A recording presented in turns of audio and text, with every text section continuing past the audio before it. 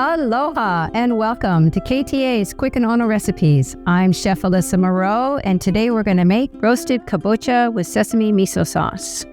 In a medium bowl or jar, whisk together the miso, water, honey, toasted sesame oil, light oil, rice vinegar, and grated ginger to create the sauce.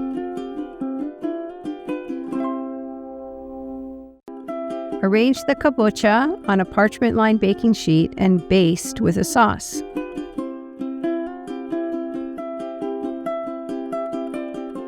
Cook at 350 degrees for 25 minutes or until easily pierced with a toothpick. Transfer using a spatula to a serving dish and drizzle with additional sauce, topped with toasted sesame seeds and green onion slices. For this recipe and more, please visit kta superstores.com/recipes.